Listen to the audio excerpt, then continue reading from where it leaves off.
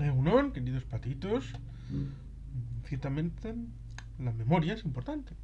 Por eso, la investidura de 1996, que ha dado mucho que hablar y seguramente lo volverá a hacer en menciones, en Twitter y en otras redes sociales en donde unas pocas palabras son sentencias parecidas a las que recibió Moisés o Noé en la Biblia. Pero es importante bajar a los detalles y conocer la realidad de los asuntos. Por eso hay que agradecer, por ejemplo, en este caso de la investidura de 1996, aquella de José María Aznar, a el señor Iñaki Nasagasti con libros como este, Agur Aznar, Memorias de un Vasco en Madrid, pero, esto es también interesante, en jarrones chinos también está este narrativo instructivo elemento. Y por tanto, vamos a hacer una revisión con este texto, pero valdría perfectamente también el de jarrones chinos. Es el capítulo número 10, 1996, primera investidura de Aznar. El domingo 3 de marzo de 1996 fue el de la sonrisa congelada. Todo estaba preparado en el edificio de calle Génova 13 de Madrid. Un amplio balcón hecho de mecanotúo iba a servir de plataforma para que saludara el nuevo presidente Aznar a sus fieles, que comenzaba a llenar la calle a partir de las 7 de la tarde. El Partido Socialista, según las encuestas, iba a sufrir, tras 14 años de gobierno, una sonora derrota. Los escándalos del GAL, Mariano Rubio, Roldán, Filesa, Ibercor, Perote, Garzón, Cesid, fondos reservados, iban a dar una histórica victoria a la derecha española, que había hecho una campaña a tumba abierta.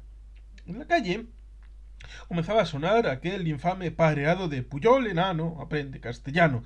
Banderas preconstitucionales empezaban a dejarse ver y el entusiasmo crecía hasta que los primeros resultados indicaban que no se iba a producir ninguna mayoría absoluta. El PSOE resistía, y si el PP deseaba gobernar, tenía que pactar con los partidos nacionalistas. El sonsonete contra Puyol fue acallado, las banderas fueron arriadas mientras Aznar tragaba saliva y aparecía confuso. Sus fieles escuderos, Álvarez Cascos, Rato, Trillo, Rajoy, Arenas y su esposa Ana Botella ponían cara de circunstancias. Trillo contaba posteriormente que yendo en coche con Rato escucharon una primera valoración de Arzayus que decía: parece que el PP ha ganado las elecciones. No tiene mayoría, pero a Aznar le toca formar gobierno. Se miraron y comentaron que aquella verdad de perogrullo dicha por el presidente de un partido nacionalista tenía mucha enjundia. Eso comentaron a Aznar cuando llegaron a la sede del partido. Tras esto salieron al bal Consuelo, Álvarez Cascos, por entonces secretario general del PP, saludaba con entusiasmo junto a José María Aznar. Hacía tiempo que había esperado ese momento y como hombre de poder sabía que había que moverse de forma rápida. Al final de la noche el Partido Popular contaba con 9.224.696 votos y el 37,19% del censo electoral obtenía 146 escaños. Le faltaban 20 para la mayoría absoluta. Y el PSOE de González, que veía en aquellos resultados una dulce derrota, había obtenido 7.894.535 votos, el 31,83% del censo y 122 escaños. La Izquierda Unida de Julián Guita, con 2.342.789 votos, había salvado los muebles y obtenido nada menos que 19 escaños. El Partista dels Socialistes de Cataluña, que sumaba sus votos al PSOE, saldaba su respaldo con 19 escaños. Convergencia y Unión, otros 16. El PAR y Unión del Pueblo Navarro, que había ido con el PP, sumaba para Aznar 8 escaños. En el PNV seguíamos los 5 de nuestra división, aunque con tendencia al alza y habiendo obtenido el escaño del senador por Guipúzcoa para Xavier Albistur. Iniciativa per Cataluña, sumando sus 2 escaños a IU, Coalición Canaria irrumpía con 4, el Bloque Nacionalista Galego con 2, Ribatasuna obtenía otros 2, aunque nunca acudió al Congreso.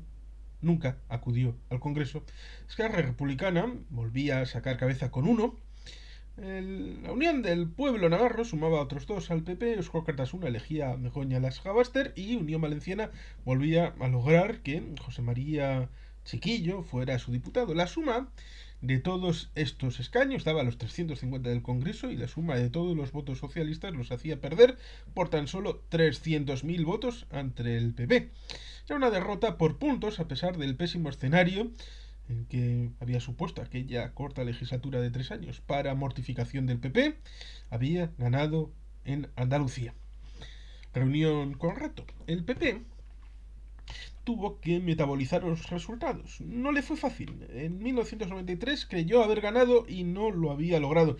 En 1996 soñó con la mayoría absoluta y aquel resultado les indicaba que tenían que pactar con esos odiosos nacionalistas a los que habían zaherido duramente en la campaña. Empezamos a ser no tan desestabilizadores, cutres e insolidarios. Comenzamos de la noche a la mañana a enriquecer la pluralidad. Al día siguiente, lunes, teníamos ya el primer contacto. Aznar llamaba a Arzallus y el portavoz del PP, Rodrigo Rato, me llamaba a mí, dice Iñaki Anasagasti, aquello parecía moverse. Y como consecuencia de aquel primer contacto, el jueves 7 tuve que ir a Madrid, al edificio de Cortes 9, donde tanto el PP como el PSOE y el PNV tenemos la sede de nuestros grupos parlamentarios. Había una gran expectación. Bajé de mi despacho del segundo piso al primero, donde Rato tenía el suyo. Me recibió con una sonrisa de oreja a oreja, como hacía tiempo no se le veía. Al darme la mano le pregunté si en la misma tenía solo alpiste o alguna pepita de oro. Es que antes no tenía nada que ofrecerte y ahora sí, me contestó. Tras las ironías previas, le dije que le entregaba nuestro programa electoral, ya que ese era nuestro compromiso con los electores, y que todo partido desea lograr cumplir lo más que se pueda de dicho contrato. También recordé la campaña y la pre-campaña, así como el intento de satanización que habían hecho de los nacionalistas y continua superficialidad con la que habían abordado el conflicto vasco. Rodrigo, a pesar de que no andamos con el cuchillo entre los dientes, te tenemos que decir que no somos amnésicos, le dije. Rato había comido y cenado los días previos con los representantes de CIU y de Coalición Canaria, ya que en aquel momento lograr un acuerdo con ellos era su máxima prioridad. Es decir, que con CIU y Coalición Canaria comes y cenas de nosotros ni nos das un vaso de agua. ¿Tú crees que puedes lograr algo de los vascos en estas condiciones? Le espeté con el mismo humor socarrón con que él trata a la gente. Se rió y me dijo que era urgente que Arzallus se entrevistara con Aznar, y cuando le planteé que queríamos que Olavarría estuviera en el Consejo General del Poder Judicial, me contestó que la Asociación de la Magistratura quizás se opondría, pues Olavarría era una persona muy vinculada a un partido político. Y ellos, le contesté, de todas maneras, logramos un principio de acuerdo que tenía su importancia y que era que todos los grupos de la Cámara estaríamos representados en la mesa del Congreso y en la del Senado. Aquello no era poco. Me dijo que teníamos que mirar al futuro, no revolver el pasado y buscar acuerdos. Me insinuó la entrada del PNV en el primer gobierno de Aznar. Y como por aquellos días hablaba mucho de López Arriortúa, le dije que si a este profesional lo designaban ministro de Industria, iba a poner a la industria española a valer. Tras un primer sí, comentó, ¿y si de verdad lo pone todo patas arriba? Mejor un político que sabe que el arte de lo posible es lo que se impone y no las genialidades. Fue una conversación agradable y amena, en la que hasta hablamos del Athletic, del Monseñor Blázquez, de Rupert, del Gal, del canciller Kohl y de Ramallo. Al despedirnos, me dijo que eran conscientes de que nunca ganarían unas elecciones con mayoría absoluta y que siempre tendrían que trabajar con los partidos nacionalistas y por eso querían acertar. Nuestro no a la investidura de Aznar lo tiene seguro. Trabájate la abstención, le dije en la despedida, que auguraba unas negociaciones largas, complicadas y a varias bandas. Ese día comí con representantes de Coalición Canaria. Estaban Victoriano Ríos, José Carlos Mauricio y Adán Martín. Fui con el exdiputado Ricardo Anzoátegui, que en aquel entonces era el secretario de la Ejecutiva del PNV. Coalición Canaria estaba eufórica por los 4 diputados que había obtenido, ya que rompía la inercia de tener siempre un solo diputado y que ese diputado fuera el clásico Luis Mardones. No querían que se le metiera el PP en su feudo isleño, a cambio les darían su concurso en Madrid. Nos pedían apoyo para lograr formar un grupo parlamentario propio, ya que les faltaba un diputado. Lo habían buscado con Eusko Alkartasuna, sin éxito, e intentaban el apoyo de Unión del Pueblo Navarro, que lograron. Habían conseguido que el senador Victoriano Ríos estuviera en la mesa del Senado. Destacaban que Lorenzo Olarte era amigo de Josep Antoni Durán y Lleida, el presidente de Unión, y querían viajar a Euskadi. Habían estado en Barcelona y no querían hacer solo un eje con CiU. Consideraban que el PNV daría estabilidad al pacto porque, de lo contrario, decían, nos dejan en manos de CiU y hay que tener que hacer valer que 5 del PNV y 4 de Coalición Canaria sumamos 9. Y 9 diputados actuando en sintonía tienen mucha fuerza, comentaban. De hecho, haber logrado aquel resultado en Canarias, sumando diversas fuerzas heterogéneas, les había hecho saltar de 1 a 4 diputados y 3 senadores. Lo mismo habían logrado los andalucistas, que por haberse unido Pedro Pacheco y Rojas Marcos, habían conseguido 4 parlamentarios en el Parlamento andaluz, que eran claves para el gobierno de Chávez. De haber logrado nosotros lo mismo en Euskadi con EA, el resultado habría sido casi el doble de lo obtenido. Dentro del PP comenzaban a cambiar el chip.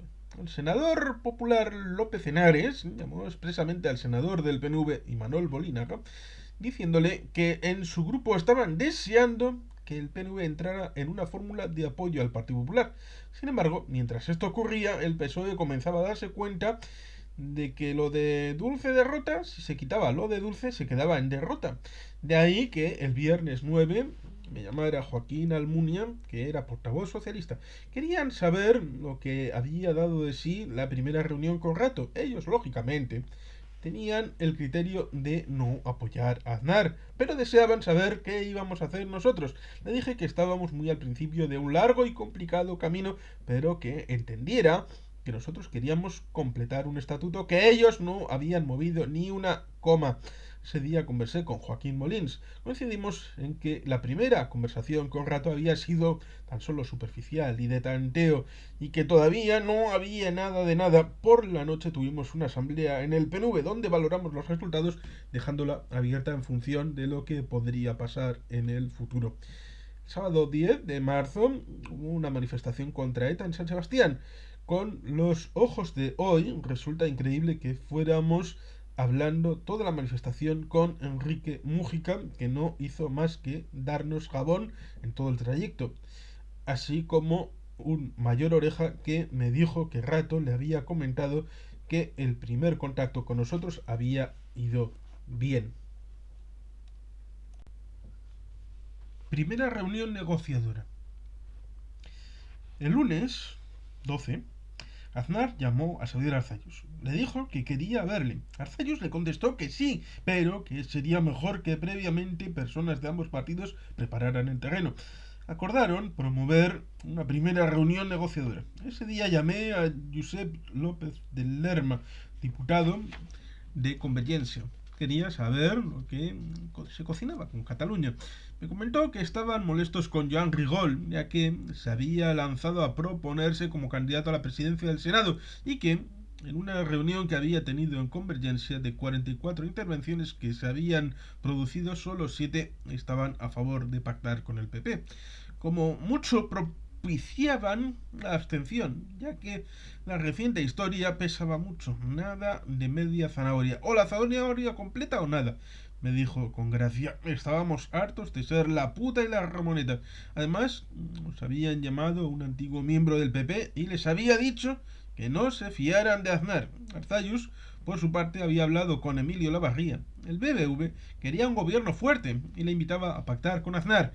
Michel Unzueta, sin embargo, le había comentado a Arzayus que el antiguo presidente del Senado, Antonio Fontán, con quien había sido portavoz Unzueta en el Senado, le había dicho que éste podía influir en una buena negociación.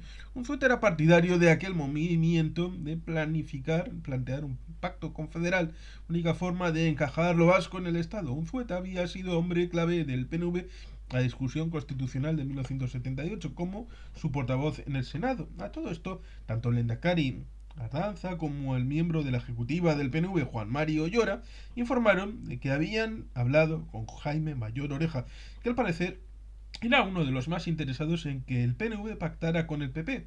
Oreja apuntaba que para avanzar había que crear equipos de trabajo por áreas.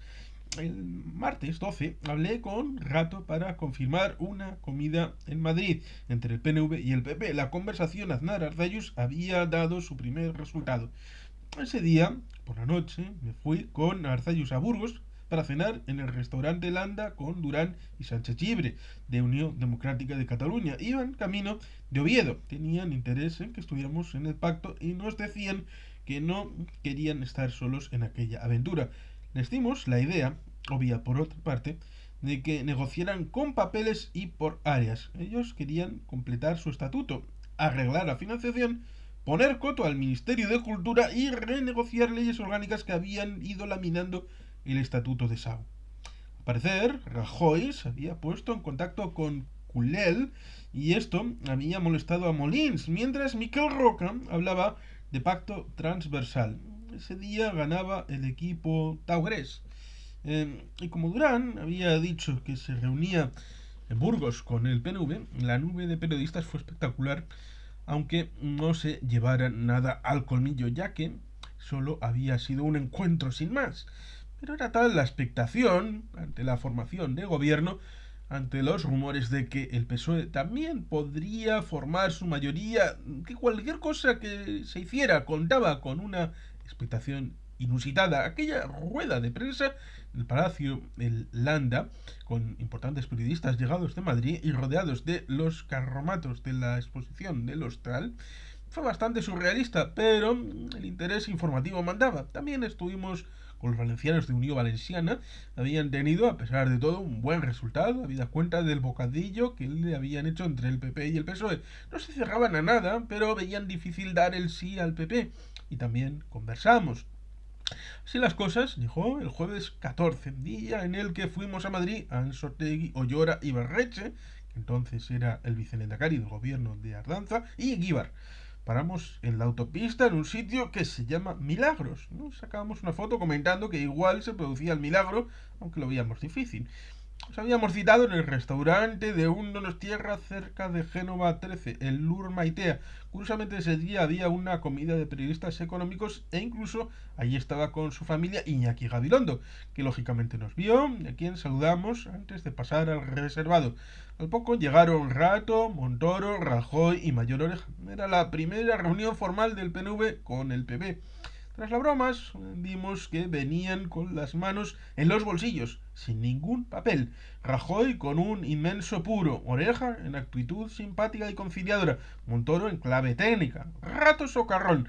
Hablamos de todo sin concretar nada. Aquello parecía una tertulia más que un primer escarceo negociador. Nos preocupamos preguntándonos si era porque el PP quería, antes que nada, cerrar el acuerdo con CiU y con Coalición Canaria, sin comprometerse previamente con el PNV, o era que su inexperiencia en la acción de gobierno los tenía sin datos y sin saber exactamente de qué se estaba hablando. Un rato habló del Pacto de Toledo, estabilidad, convergencia europea, presupuestos, déficit público. Tenía como objetivo que el gasto no creciera y apostaba por las privatizaciones y la modificación tributaria. El portavoz del PP tenía las ideas claras en relación con la actualización de balances, la inversión pública a realizar, la adecuación de la formación profesional, el trato con los sindicatos, la bajada de los tipos de interés, la necesidad de asentar la recuperación económica y la apuesta por las pymes. No entró en detalles, aunque su disertación fue la voz cantante.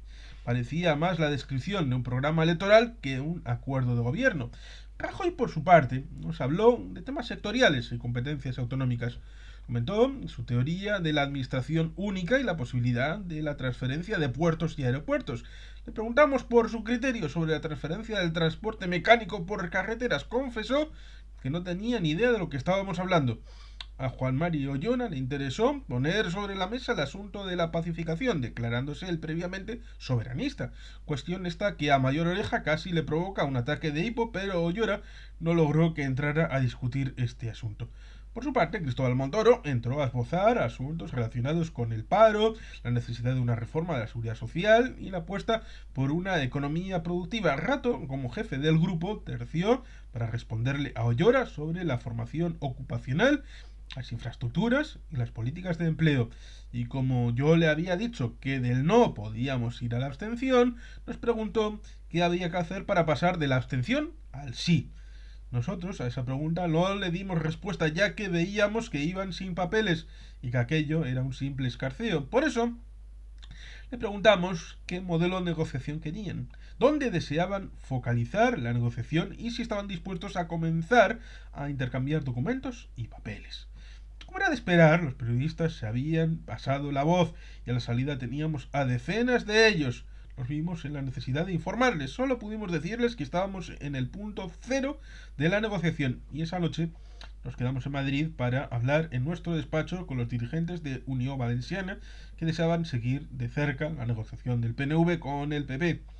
Ellos electoralmente habían aguantado el tirón a pesar de todos los inconvenientes y asedios que habían sufrido por parte del PP. Asimismo, me llamó Joaquín Molins, portavoz de CiU, que deseaba conocer cómo iban aquellas reuniones. Joaquín, de momento, cero patatero, le contesté. Como nosotros, comentó. Esta llamada fue la de María Antonia Iglesias, jefa de informativos de Televisión Española.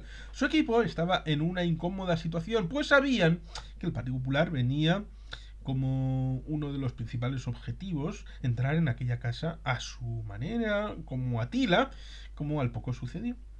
Acabé la noche hablando con Xavier Arzallus. Este deseaba conocer si el tema de la violencia había sido el eje principal de la conversación. Le dije que no, pero no por culpa nuestra, sino por responsabilidad del PP, que no quiso entrar en este asunto.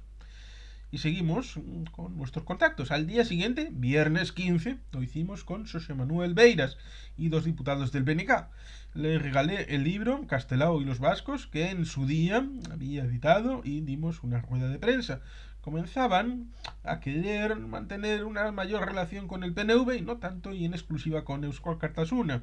Y como la clave de aquella negociación con un partido como el PP era que los responsables del PNV en todos sus niveles estuvieran muy informados de todo lo que hacíamos, llegamos a Bilbao por la tarde para acudir a una asamblea regional en Vizcaya, donde dimos cuenta de aquellos primeros pasos. No hubo una sola pregunta. La gente entendía lo que hacíamos y no era fácil. Aquel domingo, en dato de pronóstico, Pujol se entrevistaba con Aznar por espacio de 4 horas, y eso que previamente había dicho que no se iban ni a ver. El honorable le entregó a Aznar un documento con las pretensiones, mientras Felipe González en Linares decía que volvería en 2 años. Vamos a ver un gobierno que no gobierna y que nos van a devolver la mayoría. Ese día Borrell anunciaba que estaría vigilante ante el pacto con los nacionalistas. Estado no puede ser lo que queda, dijo Borrell, después de haber atendido las peticiones de todos en función de la fuerza relativa que puedan tener en un momento coyuntural los nacionalistas que ven al Estado de forma muy peculiar. Pero todo eso no fue más llamativo, lo más llamativo sino unas declaraciones de Jaime Mayor Oreja alabando nuestro SENI. ¿Quién te ha visto y quién te ve? Aquel lunes 18 de marzo de 1996 trabajamos en el documento que íbamos a presentar en el Euskadi Burubatzar para ser discutido y aprobado. Había expectación por aquel documento. Ese lunes Aznar daba cuenta en rueda de prensa de su entrevista de la víspera con Jordi Pujol y del documento que éste le había entregado. Sorprendentemente, piropeó a Arzallus por la entrevista que éste había concedido el domingo anterior en el Diario Vasco. Por la tarde, la reunión de la ejecutiva del PNV, el secretario Anzotegui, había llamado al vicelehendakari Ibarretxe para que acudiera a la reunión. Hubo un buen ambiente, se puso el texto sobre la mesa y se introdujeron algunas nuevas iniciativas, se aprobaron otras y se abrió como una especie de buzón de sugerencias. Los tres diputados generales, el de Vizcaya, Araba y Guipúzcoa, Vergara, Ormazábal y Sudupe, respectivamente, habían enviado sus observaciones, así como los bacaladeros, la industria ferroviaria, los saharauis y un número muy variado de colectivos. Estando en ello, Aznar llamó a Arzayus. Lo había hecho también por la mañana, pero Arzayus no se había puesto. Quería tener las cosas más claras. Arzayus me pidió que le acompañara a su despacho. Puso el altavoz diciéndoselo. Aznar le comentó que quería enviarle el documento que el PP había entregado a Puyol. Arzayus le contestó que mejor era hablar directamente y hubiera menos papeles. A Aznar le pareció bien la idea y quedaron para el jueves siguiente. Los dos quedaron en que la reunión fuera discreta. Aznar le dijo que le había piropeado en la rueda de prensa por la entrevista que había concedido al Diario Vasco y le comentó que se iba a Valencia a ver las fallas. Ese lunes, Rodrigo Rato se había entrevistado con Pilar Rahola, de Esquerra Republicana de Cataluña, y con el Bloque Nacionalista Galego. Los dos dijeron que votarían en contra. En aquellos momentos el PP guardaba las formas, llamaba para hablar a todo el mundo. A mayor abundamiento, Aznar, en la citada rueda de prensa, había dicho que el pacto con los nacionalistas no supondría ningún problema para la cohesión nacional y social. Y el colmo de la virguería fue la de Mayor Oreja, que dijo una de esas frases redondas que hoy ya la habrá borrado definitivamente de las hemerotecas. El pacto con los nacionalistas centrará definitivamente al PP. Es decir, estábamos legitimándolos. Mientras los socialistas, con un gobierno en funciones, estaban nerviosos. Me llamó Alfredo Pérez Rubalcaba. Venía a saber qué pasaba y si la negociación avanzaba. Le noté tenso. Era ministro de la presidencia y portavoz del gobierno. Como he narrado, los socialistas habían hecho declaraciones aquel fin de semana. González agradeciendo en Linares a la militancia socialista el trabajo realizado. Borrell, Bono y Rodríguez Ibarra avisando que había que vigilar el acuerdo con los nacionalistas, justo lo mismo que hacía 3 años había dicho el PP refiriéndose al PSOE. Alfredo Pérez Rubalcaba me decía que en cuanto asomaban las orejas se las cortaban. Estaba bajo la ola. Le dije que la negociación iba de la misma manera que con ellos, es decir, mal. Y le apunté la candidatura de Olavarría para el Consejo General del Poder Judicial. Le dije además que mucho hablar, pero que Borrell seguía sin poner en marcha el aeropuerto. Me contestó que habían movido 20 transferencias y la de la justicia. Querían llamarle e informarle. Almunia, que no me había llamado en 8 días, lo hizo aquel lunes. Quería saber a sí mismo qué pasaba. Querían empezar a sacar la cabeza debajo del agua y comentaban que estaban inquietos ante la posibilidad de un acuerdo del PNV con el PP. El PP quiere la Moncloa, la relación con Kohl, el PER y Televisión Española, comentaba gráficamente. Para completar aquel lunes tan cargado, al final de la tarde, nos llegó el tocho del PP, anunciado por Aznar, con sus propuestas, por cierto, muy genéricas y muy tibias. Se podían haber ahorrado el esfuerzo. Aquel documento defraudó y para colmo, ETA hizo acto de presencia con un bochornoso comunicado reivindicando los asesinatos de Tomás y Valiente y Fernando Mújica, mientras culpaban al PNV de casi todo. Nada nuevo. El día de San José fue fiesta en Madrid, pero no en Barcelona ni en Bilbao, por lo que Arzayus llamó a Jordi Puyol. Al ir a la oficina me encontré con un antiguo senador del PNV, Iñaki Aguirre. Me dijo que en la negociación había que poner en el frontispicio lo que le había dicho a Clinton. Es la economía, imbécil.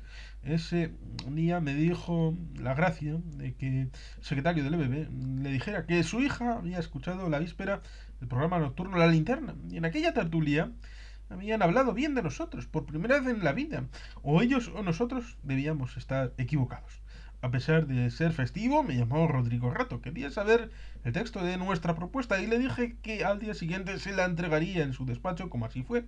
Rato me dijo que tenía reunión de la ejecutiva y necesitaba tener un texto para empezar a trabajar. Le recordé la necesidad de hablar de nuestra presencia en el Consejo General del Poder Judicial. Queríamos que fuera Emilio Olavarría, pero le veían un perfil demasiado político. Claro, le dije, es que todos los que presentáis, el PSOE y vosotros, son espíritus puros, asexuados y habitantes del limbo. Comida con Aznar. El miércoles 20, los diputados del PNV nos fuimos a Madrid a entregar las credenciales en el Congreso. La novedad consistió en la presencia de Margarita Urilla, que iba coja como consecuencia de un accidente de coche en la localidad de Verango. Le tomamos el pelo, queríamos una diputada en condiciones, y va, y un coche la atropella. Había muchos periodistas. Abrimos la puerta del ascensor en el palacio y había allí periodistas. Abríamos el ascensor del edificio de grupos y allí había periodistas. Y todos preguntando lo mismo. ¿Qué van a hacer ustedes? ¿Cuándo se reúnen un rato? ¿Cuándo Arzayus con Aznar? ¿Qué les parece el documento del PP? Ese día habría aparecido en el de ella el documento del PP completo. Todas las radios se hicieron eco de él. Y tras rellenar papeles y más papeles en el despacho de Olavarría, que había sido el secretario cuarto de la mesa del Congreso, los entregamos en el lugar donde iban todos los diputados a entregarlos. Yo hacía el número 188 de los 350. De allí nos fuimos al despacho de Rato. Más periodistas. Le entregué el documento del PNV. Me preguntó con su sonrisa ladeada por nuestra entrada en el gobierno. Creía que Aznar se reunía con Arzayus el sábado. Para fastidiarle le dije que queríamos la cartera de Economía y Hacienda. Te la doy, me comentó. Y me pidió que le dejáramos algo de poder y que la primera reunión había estado bien. Y que se notaba que era gente que sabía. Rato me dijo que le gustaría que la investidura se celebrara a mediados de abril. Le dije que no íbamos a dar cuenta a la prensa de nuestro papel. Me dijo que negociaban con los catalanes y que veía posible el pacto aunque no entraran en el gobierno, que a Rupert lo enviarían a Guinea y que Acebes sería el portavoz en el Senado, así como que los de CIU no querían que Rigol fuera presidente del Senado. Al parecer había habido bronca entre Pujol y Durán por este asunto. Me llamó Brunet, el corresponsal político de La Vanguardia. Querían saber en qué punto estaba la negociación. Creía que CIU estaba negociando a tope. Por su parte, ese día Pujol llamó a Zayus. Le comentó que tenía serias resistencias internas. El jueves 21 llegó la primavera con un tiempo estupendo. Me llamó Almunia para conocer cómo estaba la situación en la composición de la mesa del Congreso. 17 días después de las elecciones comenzaba a preocuparse por este asunto. Se lo dije, es que antes la iniciativa la teníamos nosotros y ahora no. Me contestó. Me preguntó si le habíamos dado el visto bueno a Federico Trillo. Le dije que sí y me preguntó si había leído que el PP iba a proponer a Ortiz Bordas, el falangista, como presidente del Senado. Todos tendrían que levantar el brazo. Le dije que no lo había leído y que no me lo creía. Hablé con López de Lerma, el diputado de CIO. Estaba furioso con Molins, pues no sabía nada de la negociación. A él lo enviaban a la vicepresidencia tercera del Congreso en compensación por la primera de Unió en el Senado. Entre ellos tenían unos líos que afortunadamente nosotros no teníamos porque CIU es una coalición.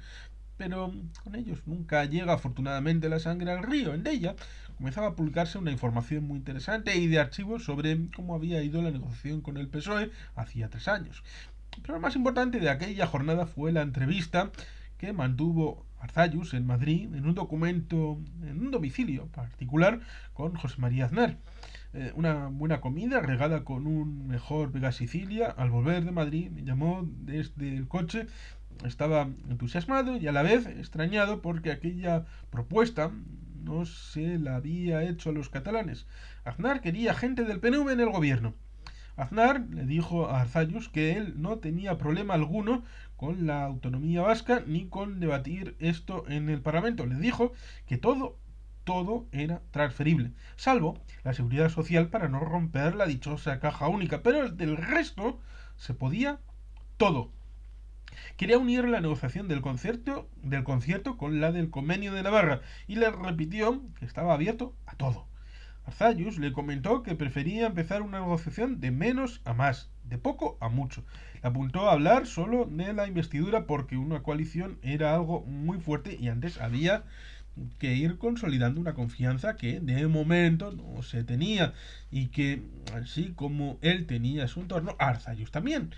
Le pregunté si tenía el síndrome de Estocolmo y me contestó que estaba curado pues había pasado por una negociación con Abril Martorell y sabía lo que era eso y que Aznar no le asustaba.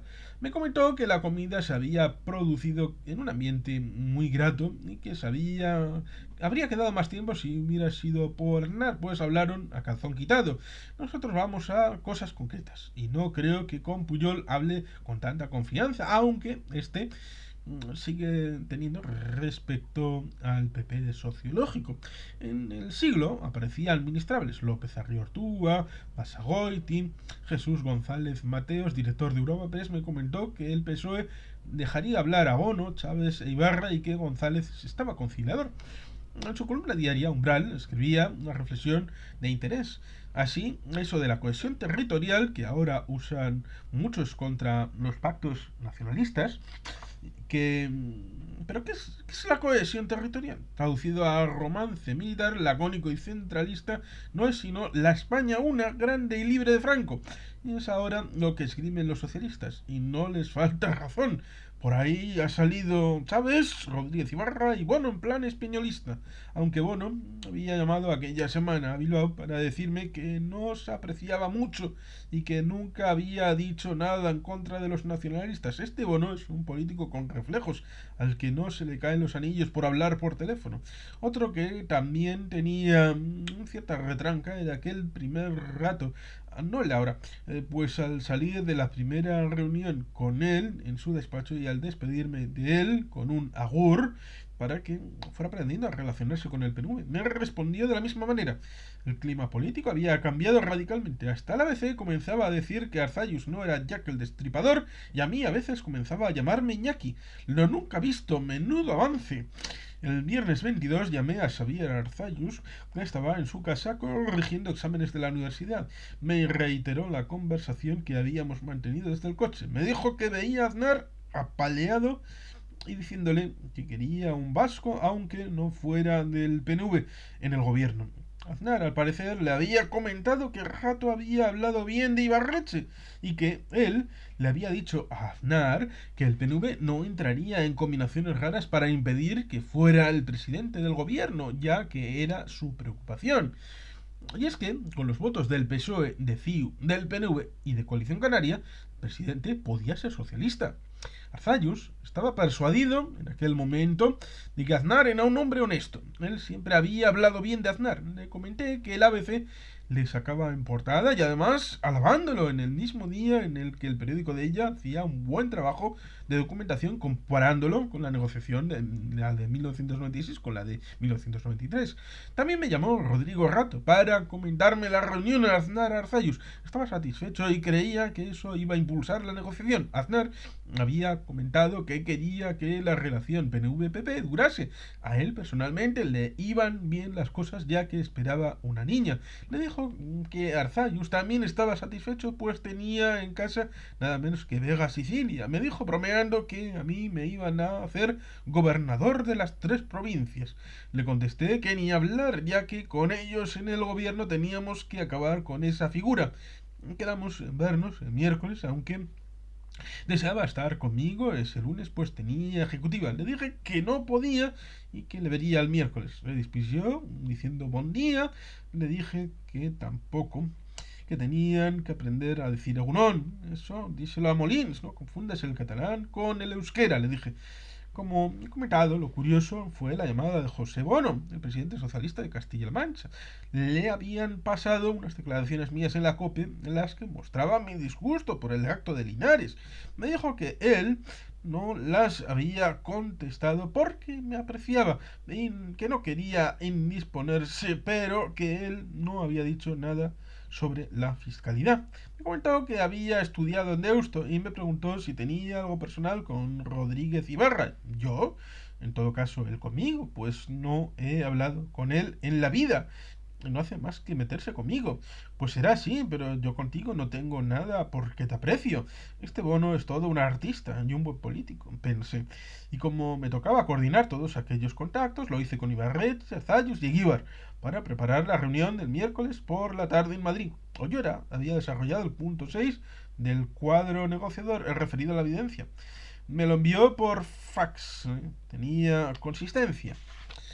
Y como en breve se iba a constituir la mesa del Congreso, hablé con el portavoz socialista Joaquín Almunia.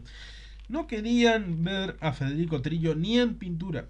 Aquello me lo estaba diciendo 17 días después de las elecciones. Creía que en el Senado iba a proponer a Ortiz Bordás. Le dije que no creía que eso se iba a producir.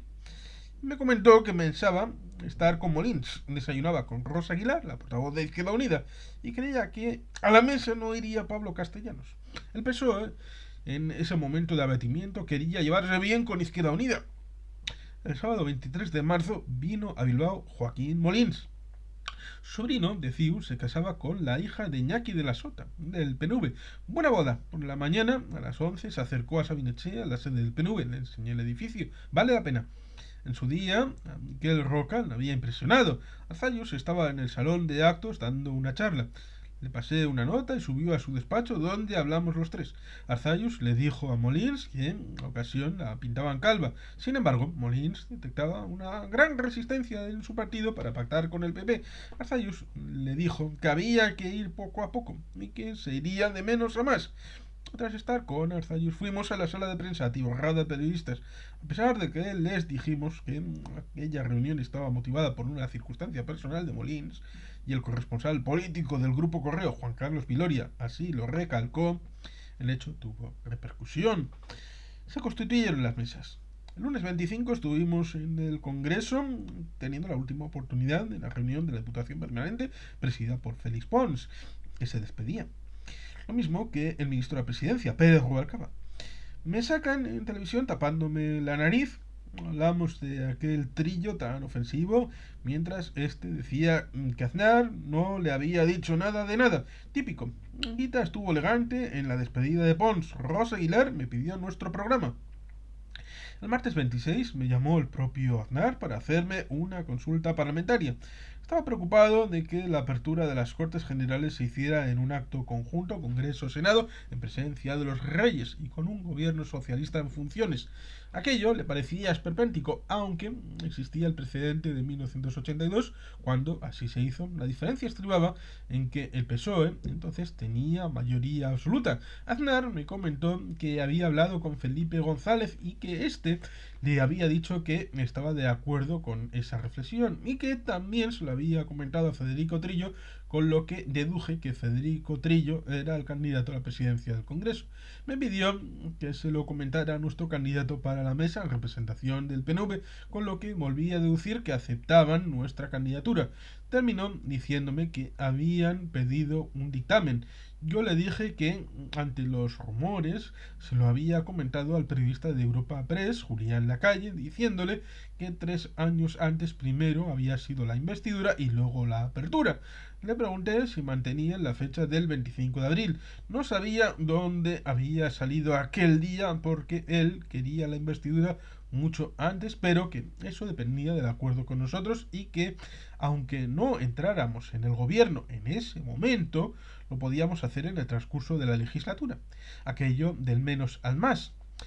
A pesar de su laconismo, me dijo que le había gustado mucho unas declaraciones que yo había hecho y que se encontraba bien y comentó: el rey comenzará a llamar a los partidos del grupo mixto esta semana y la que viene al resto. Ojalá entréis en el gobierno, me dijo al despedirme.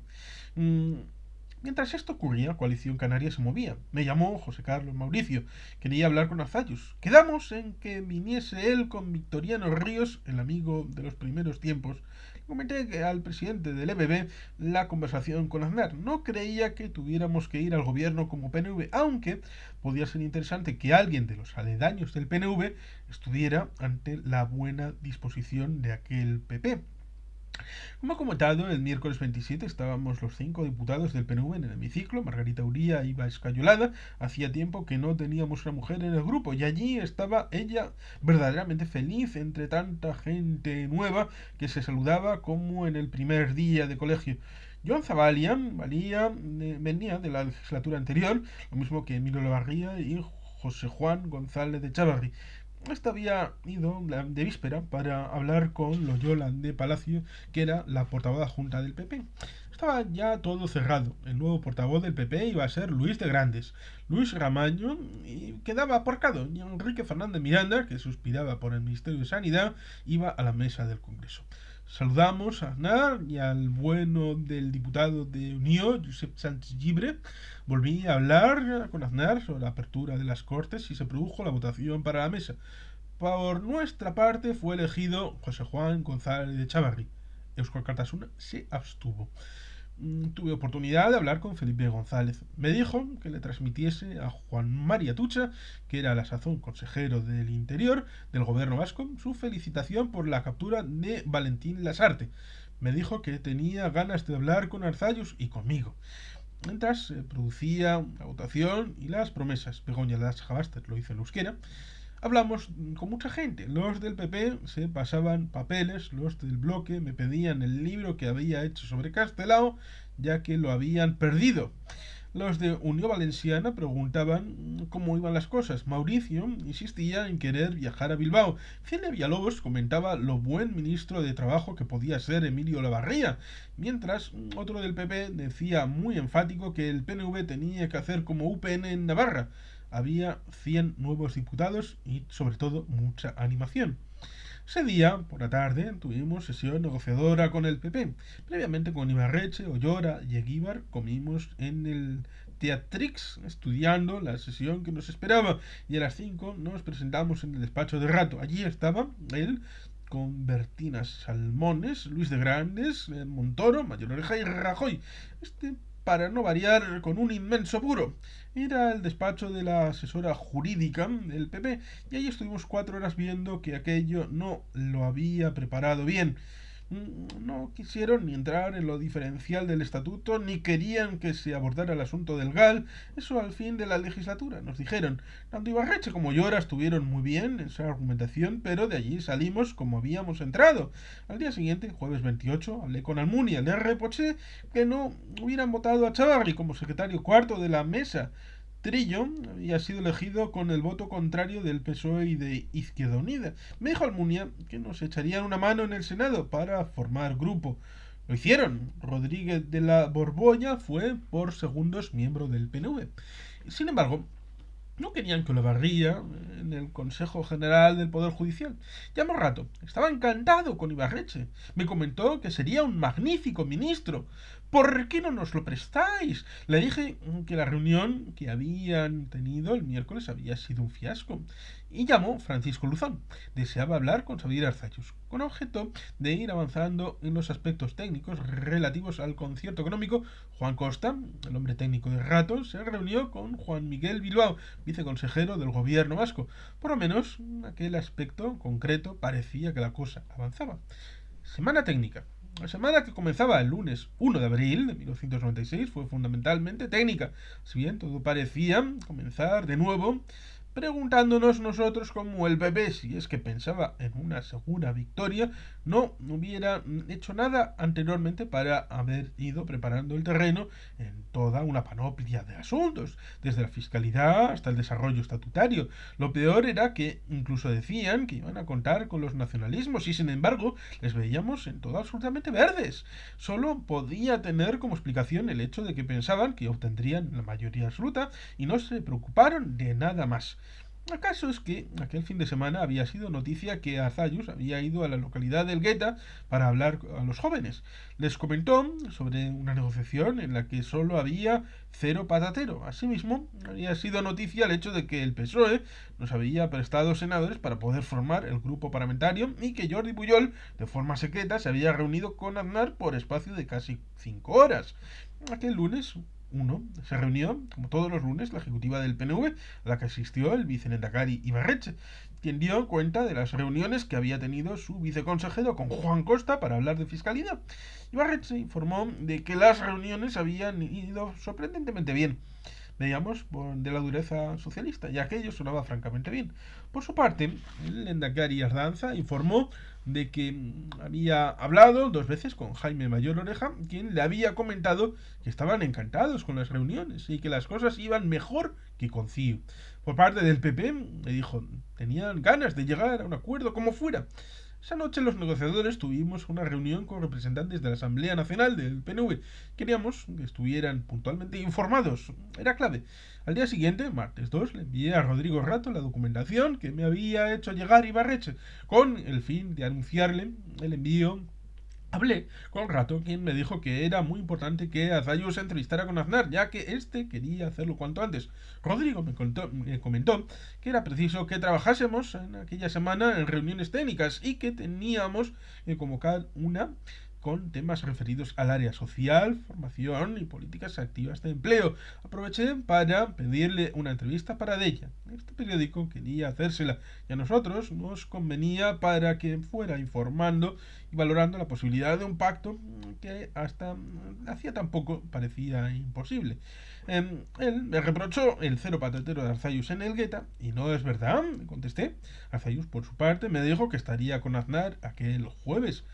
Ese día mantuve un careo interesante en la radio con el diputado Josep López de Lerma de CiU, pues ellos andaban en lo mismo.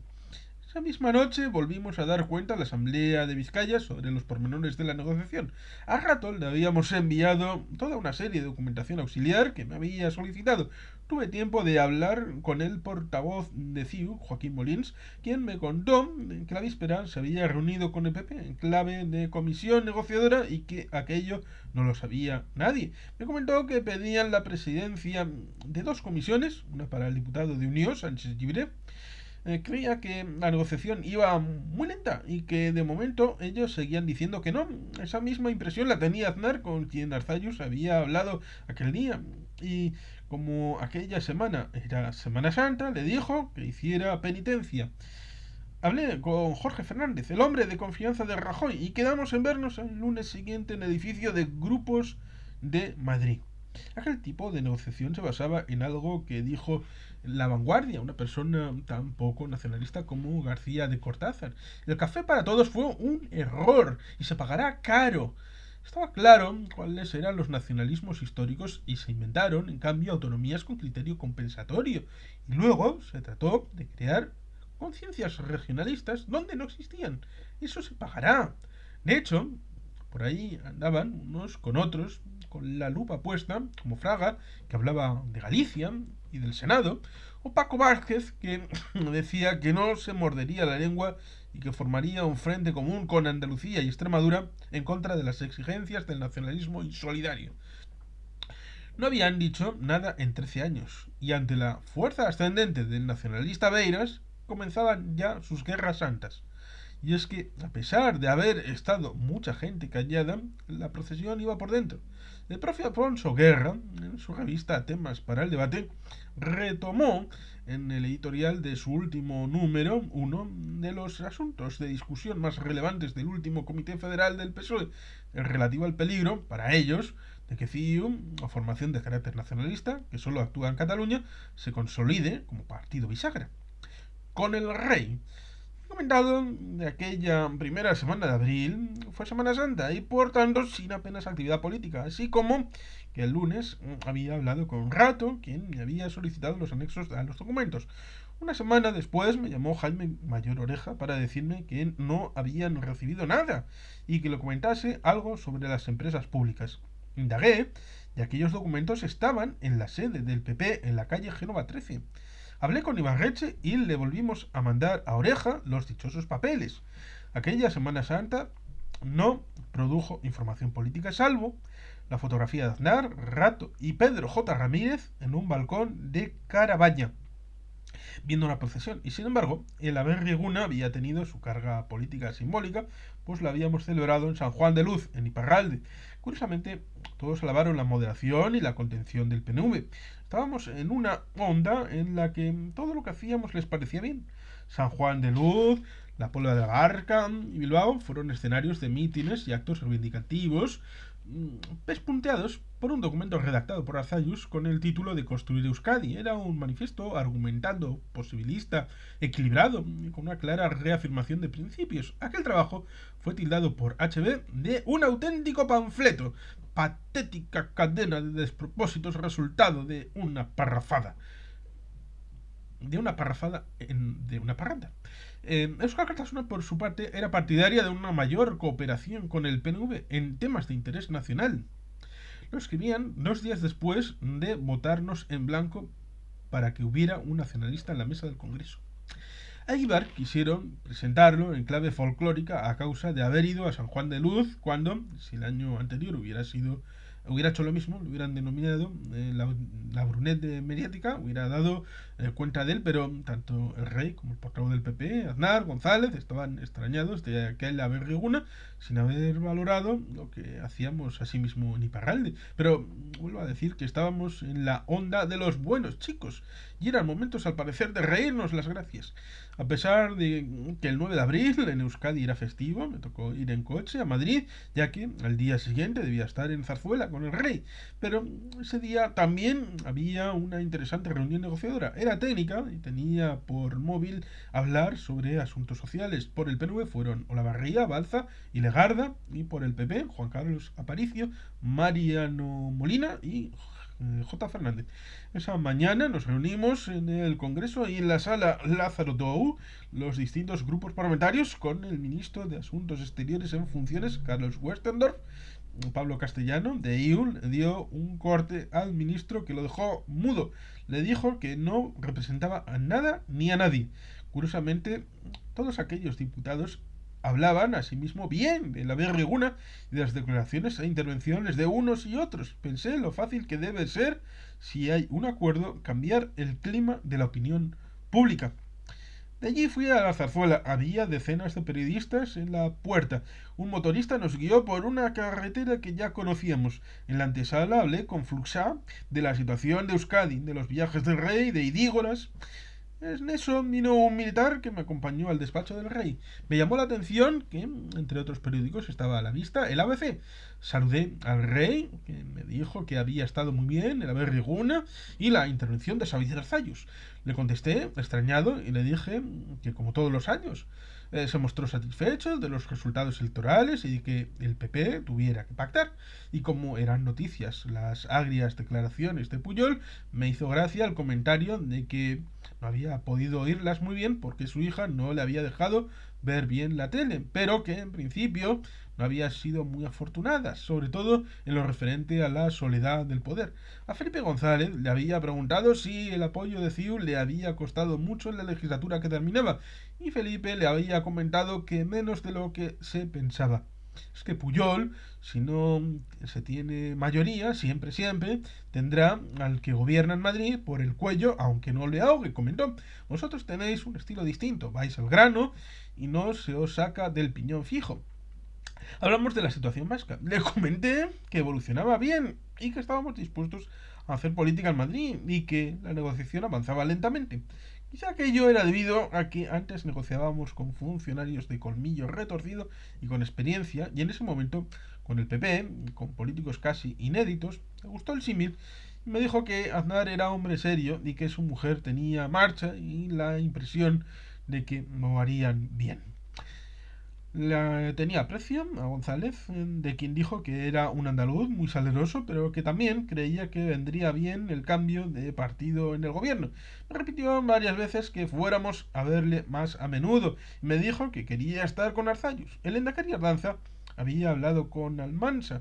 Creía que detrás de esa llamada seguramente estaría Arzallus. Pues no, le dije, sabía que Aznar le había secado vino y que él también. Se levantó y me enseñó la maquilla que le había regalado unidad a la mesa. Me contó que al día siguiente tenía que ir a la final de la Copa en Zaragoza entre el Atlético de Madrid y el Barcelona y que allí estaría Jesús Gil. Y hablando de todo, me preguntó por qué en Inglaterra no había vacas locas. Muy sencillo, porque allí no hay corrida de toros. Se rió de buena gana. Me quedé bastante perplejo. Hablamos de nuestra negociación y me dijo algo tan sorprendente como que no era ningún disparate la transferencia de la seguridad social. Si está en el estatuto, ¿por qué no? Le había dicho a Felipe González que no había estado bien que no le hubiera dado la mano a Federico Trillo para felicitarle. González le contestó que ya había mandado un telegrama. Le había preguntado a sí mismo si haría posible que el PP gobernara y que Felipe le había dicho que lógicamente no en la investidura, pero que si tenía dificultad con los presupuestos le apoyaría porque él quería que la legislatura se agotara. Sin embargo, González había dicho lo contrario en Linares y el rey le había llamado para decirle que le había dejado con el culo al aire. El portavoz de Coalición Canaria le había dado una buena impresión y la portavoz de Euskal Kartasuna, Begoña Lasagabaster, parece una buena chica. Y volvimos a hablar de Euskadi. Le recordé, como hacía 3 años, en el mismo sitio, había estado Johnny Dígoras, que se había puesto la corbata en el estacionamiento y le pregunté si no prefería eso que tenerlos perseguidos o que no fueran allí. Me dijo que por supuesto le gustaba más que fueran a verle y que hicieran política.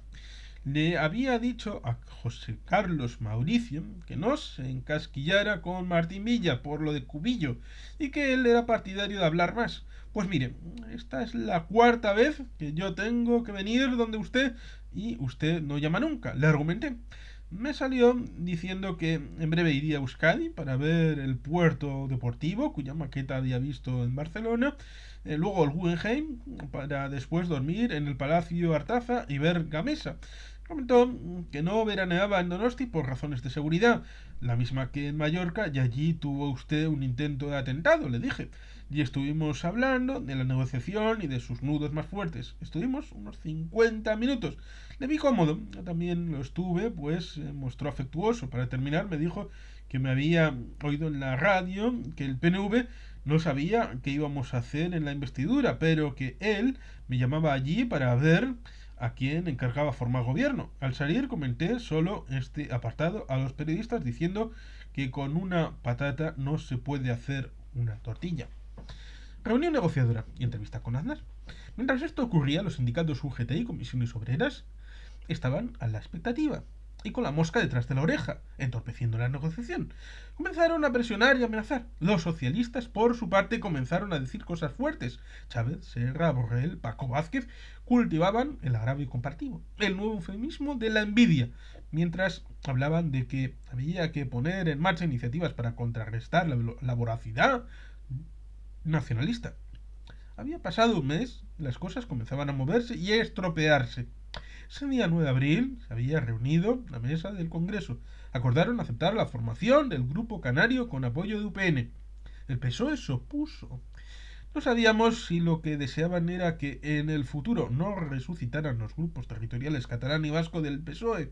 El caso es que, tras muchos años de protagonismo del PNV y de CiU, aparecía un nuevo grupo, el Canario. Muy informado, ese día había tenido una reunión técnica de la negociación sobre temas sociales. Tanto Legarda como Alza y Olavarría, con quienes almorcé en el Senador del Prado, venían bien impresionados. Me llamó Almunia, quería saber cómo iba la negociación. Me dijo que el PSOE estaba tranquilo y que Guerra también, porque si hubiera sido otro resultado, hubiera enredado. Me dijo que iba a mandar a los ministros a provincias y que no deseaban que parlamentariamente llevaran los mismos asuntos con los que habían trabajado oficialmente. Al único que le habían preguntado qué quería hacer era a Pérez Rubalcaba. Pasamos a hablar de cosas propias de los grupos parlamentarios, ubicación, despachos, presidencias de comisiones. Se lamentaba de haber detenido el desarrollo de la relación, ya que en 1993 se volcaron en el pacto social y luego Saavedra, al fijarlo el 15%, lo fastidió y no tuvo capacidad para imponer nada. Ya a Joan Lerma le faltó tiempo. Borrell y Griñán no pudieron hacer nada. Negociación en Majadahonda. El miércoles 10 inicié el día con un desayuno en la rotonda del Hotel Palace con el director de Europa Press, Jesús González Mateo. Quería saber el feeling de la negociación y si estábamos dispuestos de verdad a empezar con el PP. Le dije que esa era la intención si el acuerdo valía la pena. Jesús me comentó que Romay Becaría le había dicho a Fraga que deseaba ir a Madrid de ministro. Como así fue. Esto trastocaba los planes del hijo de don Torcuato, Enrique Fernández Miranda, que quería el Ministerio de Sanidad. De ahí que Aznar le propusiera a este que eligiera o la mesa del Congreso o ser secretario de Estado. Eligió la mesa. Me comentó también que Fraga quería sacar a Cuña de circulación y que Pujol quería la neutralidad del PSOE en la negociación. Al salir me encontré con el diputado castellano Fernández Moltó. Me dijo que quería recibir a Arzallus en Toledo. Pero la negociación no solo iba renqueando con los vascos, sino también con los canarios y con los catalanes. José Carlos Mauricio me decía ese día que no tenían problemas y que si las cosas seguían así no firmarían ningún acuerdo con el PP. Se les había ocurrido presentarles un documento de 47 folios y en el PP les habían dicho que si eso hacían los vascos iban a presentarle uno de 100 y que eso no podía ser. Molins, el portavoz de CiU, por su parte, también me dijo que las cosas no les iban bien. Sabían que las fechas iban cayendo, pero para ellos la negociación no avanzaba porque hasta entonces los planteamientos que les hacían eran miserables. Del INEM y de las políticas activas de empleo nada, del Forcen menos. Lo mismo que en lo relativo a puertos, tráfico, delegación de funciones, autopistas, a pagar, el IVA, nada. Todo iba muy mal. Los socialistas, por su parte, seguían muy atentos a la negociación, o como aquello pudiera llamarse. Alfredo Pérez Rubalcaba me mantenía en un continuo marcaje. Ese día me volvió a llamar de forma melosa. Ya no llamas, ya no nos quieres. ¿Cómo va lo del cupo? Le dije que teníamos que llegar hasta el fondo para esclarecer lo del GAL. Casi se desmaya. No vamos de peseteros, le dije. Alfredo, por su parte, me aseguró que no tenían por criterio no meterse con futuros aliados. Nunca hemos hablado mal de Arzayus, ni de ti, al contrario. Ayer estuvimos una cena y nos la hemos pasado hablando de vosotros. Y para redondear el incensario, me pidió el documento de Coalición Canaria. Otro socialista que me llamó fue Juan Alberto Bloch, pero para una cosa tan rupestre como para saber cuándo sería la investidura, porque se quería ir de vacaciones. Aproveché la llamada para hablarle de los refugiados en Venezuela, ya que el embajador de este país en Madrid estaba interesado en dicho asunto.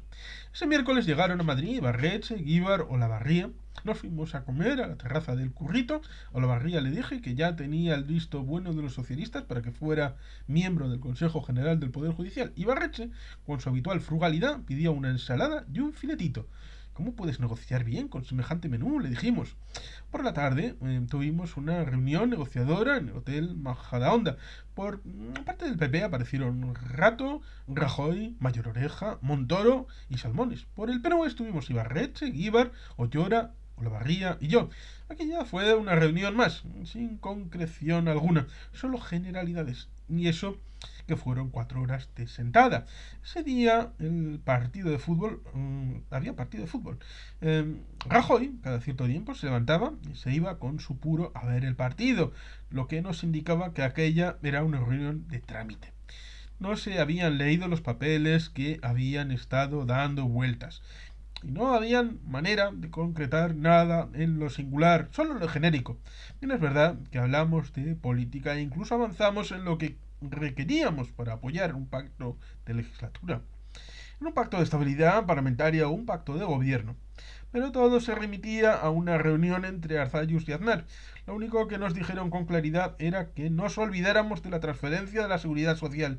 Los sindicatos se oponían frontalmente. Rajoy se fumó un puro por hora. Rato tenía la mirada perdida. Montoro estuvo silente. Mayor Oreja era el más interesado en llegar a acuerdos, pero allí no había ninguna apuesta por la singularidad del Estatuto Vasco. Y de ese hecho crecía nuestra duda. A medida que pasaba el tiempo tenían una mayor presión mediática y fáctica. A más de uno el pacto con los nacionalistas le parecía algo demoníaco, y eso hacía que el PP no se atreviera a asumirlo totalmente. Pensaba en ellos el qué dirán. La famosa venta de España les martillaba y sin embargo querían que estuviéramos en la foto final.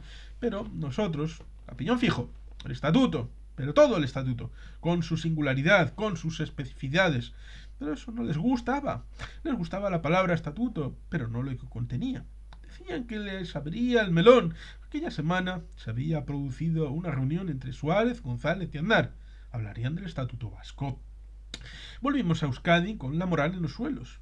Paramos en Segovia, en el restaurante de Ismael, un antiguo amigo de Modesto Fraile. Analizamos lo vivido y concluimos que no se habían leído los papeles y eso que se lo habíamos enviado 2 veces, y que en la reunión lo único que habían hecho era improvisar. Al día siguiente hablé con Arzayus en su despacho y le resumí la discusión de las 4 horas. Le dije que el PP prefería no perturbar a los sindicatos que apostar en serio por nosotros.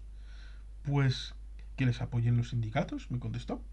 Estaba analizando qué hacer cuando llamó a Aznar. Arzayus en ese momento estaba hablando con el alcalde de Amorebieta y en el ínterin atendí al presidente del PP.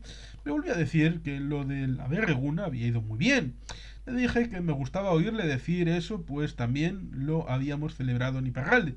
Me contestó que esa semana habían tenido en la Moncloa una reunión secreta entre González, Suárez y él, que luego se había hecho pública, y que Felipe González le preguntó sobre lo que nos había dado ya, que había sido el Averreguna más tranquilo en los últimos 15 años. Le comenté que la reunión de la víspera no había ido bien. Amablemente me contestó que tenían sus limitaciones y que comprendía que estuviéramos escarmentados de la relación con los socialistas, pero que no era igual. Posteriormente habló con Arzallus y quedaron en verse para desatascar la negociación. Llamé a Molins, le comenté nuestra última reunión negociadora. Ellos se encontraban de forma parecida. Me dijo que se llevaba bien con Josep Antoni Durán y Lleida, de nuestro partido amigo, y me llamó Venegas. Estaba preocupado por la salida profesional de la gente de televisión española. Muy enfático me dijo que ya era hora de que de una vez se abordaran los dos hechos diferenciales de verdad, el catalán y el vasco. A los demás una cierta compensación, porque de lo contrario no habrá posibilidad de arreglo alguno. Me dijo que el problema del PP era que tenía una gran inexperiencia. Comenzaba a cundir una cierta inquietud en los cuarteles del PP. El día siguiente me llamó Mayor Oreja. Se notaba preocupado. Me comentó que la negociación con los canarios iba muy mal y que Rodrigo Rato estaba también preocupado con la negociación con los catalanes y que él me aseguraba que Aznar quería un acuerdo con el PNV. Tenemos que seguir hablando y seguir manteniéndonos en contacto. Sé que José María ha hablado con Xavier y eso es clave. De hecho, podemos decir que va a haber acuerdo en lo del concierto y lo podemos presentar como apuesta. Hay zonas que el acuerdo es difícil, pero yo te digo que la sociedad vasca quiere ese acuerdo. Tenemos voluntad de hablar y de pactar. Quizá lo que tenemos que hacer es estudiar cómo lo vendemos a nuestras respectivas opiniones, porque tenemos que estar en ese acuerdo como vascos. Le dije que todo eso me parecía muy bien y que la prueba era que nosotros estábamos a tope, pero veíamos que en las reuniones no iban con papeles estudiados y que todo eran evasiones, ya que parecía que tenían miedo a los funcionarios. Visita Canaria. El viernes 12 de abril se produjo la tan solicitada reunión de Coalición Canaria con el PNV. Vinieron a Bilbao Victoriano Ríos, José Carlos Mauricio. Los atendimos Arzallus y yo con una buena comida en Sabineche. Coalición Canaria había tenido que unir islas y partidos, ya que aquella coalición les había dado nada menos que 4 diputados que querían hacer valer. Mauricio nos decía y repetía que si sumábamos sus 4 diputados con los 5 nuestros, teníamos una plataforma negociadora tan importante como la de los catalanes de CIU.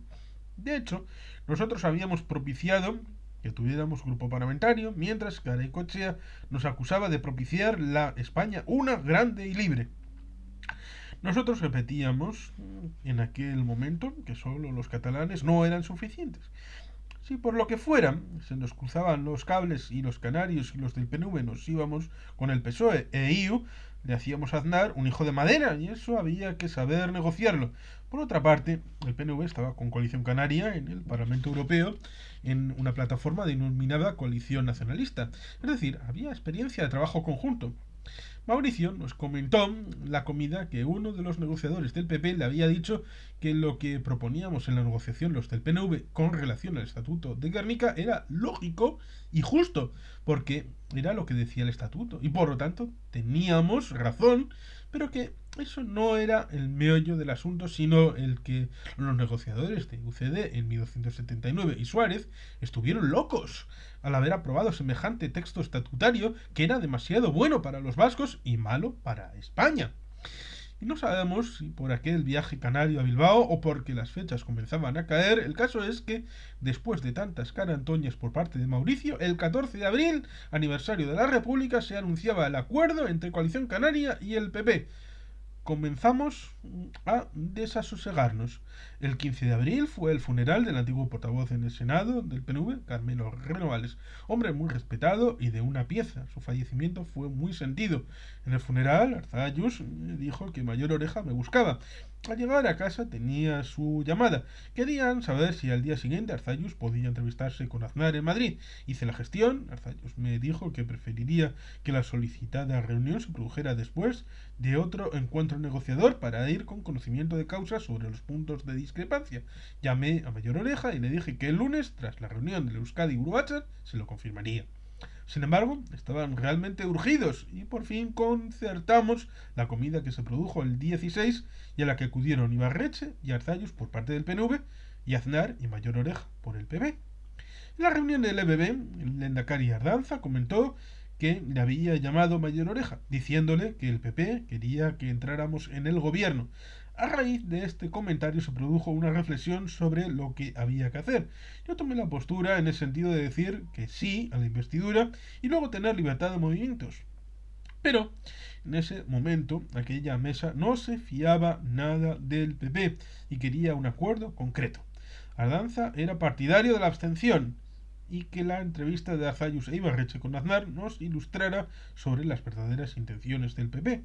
El PP tenía casi el acuerdo de investidura con CiU y ya con Coalición Canaria, y nuestro margen de presión se había reducido al tener Aznar asegurada la investidura, aunque nuestros votos eran necesarios para aprobar leyes orgánicas y para no incomodar a una CiU que nos quería en el acuerdo como fuera con objeto de cubrir su flanco nacionalista.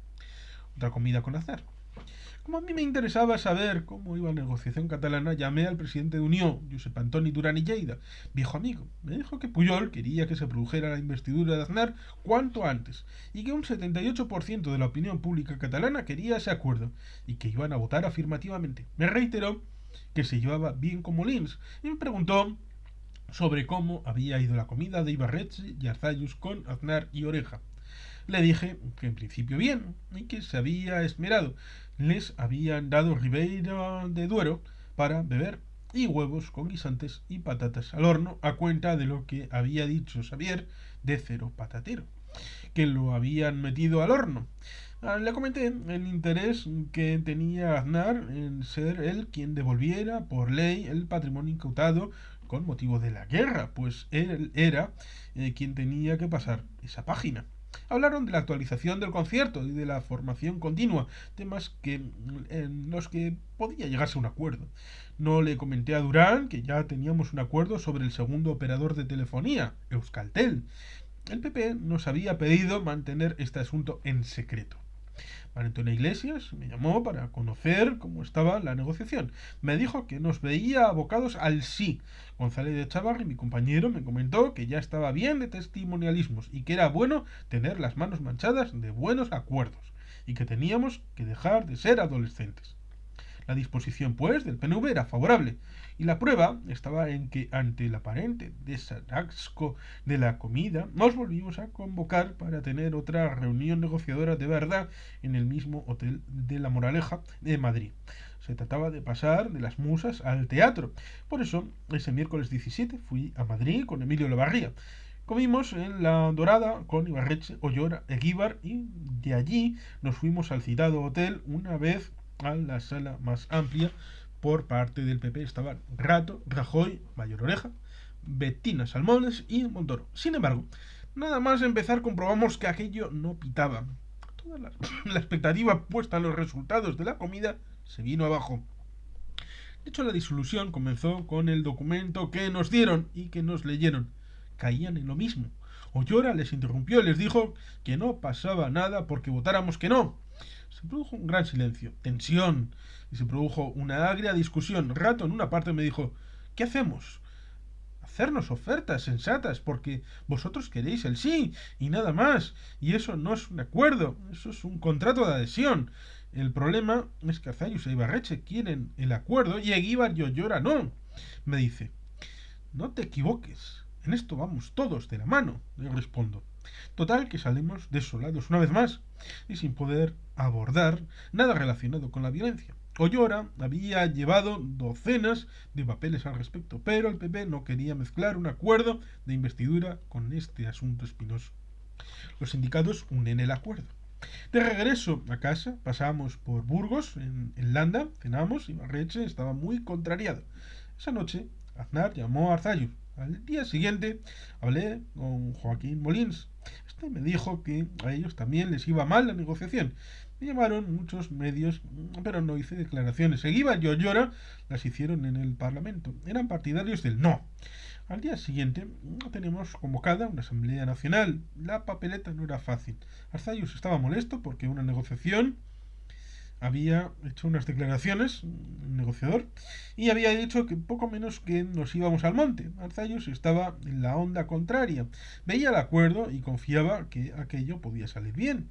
En la Asamblea Nacional, Arzallus empleó a fondo y pidió a los representantes un voto de confianza. Se lo dieron. Eso era la autoritas. Pero ese día habíamos tenido nuestras tensiones. Me había tocado ir a la feria de muestras y tan solo declaré que se negociaba. Nada más. Antes de la asamblea habíamos tenido una reunión en el despacho de Arzallus. Acudimos a la Barría, Gorka Aguirre, Ollora, Anzotegui, Barreche, Eguíbar, que llegó algo tarde, y yo. Acordamos que Arzallus pidiera el sí, pero solo para la investidura y en base a un acuerdo.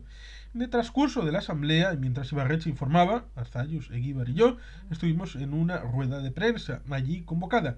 Dijimos que la asamblea quedaba abierta y criticamos duramente a los sindicatos por el chantaje al que sometían al PP. Y es que no era de recibo lo que había ocurrido. La víspera, Cándido Méndez y Antonio Gutiérrez se habían entrevistado con Aznar preocupados por una negociación de la que no sabían nada, pero que intuían que el PNV, al reivindicar el cumplimiento del estatuto, incluía todo el paquete social, a lo que los sindicatos se oponían, aunque estuviera en la ley. En el pasado habían logrado que el PSOE no moviera una coma para que se cumpliera el Estatuto de Gernika en lo relativo a la transferencia del INEM, de la seguridad social, de las políticas activas y pasivas de empleo, y tenía temor de que en aquella oportunidad el PP estuviera tentado de cumplir la ley y les dejara a ellos sí la posibilidad de mangoneo en Euskadi, donde eran sindicatos minoritarios, y aquello lo llamaron ruptura de la caja única. Ni cortos ni perezosos le dijeron a Aznar que una cosa es una ley y otra la necesidad de mantener el sistema público de protección social, la cohesión del marco de relaciones laborales y los instrumentos necesarios del ámbito estatal para promover políticas activas a favor del empleo. Aznar les contestó que la caja única de la seguridad social era intocable, como si el concierto económico y la policía no la hubieran roto mucho antes. Cajas únicas. En resumen, todo un chantaje sindical. Lo que había ocurrido con los sindicatos nos explicaba las posturas negociadoras que aquella semana con el PP, porque el mayor escollo negociador había sido todo lo referente a la formación ocupacional, a la continua, al INEM, al FOGASA, a la seguridad social. Aquello era increíble. Un texto estatutario que no se cumplía porque los sindicatos no lo querían.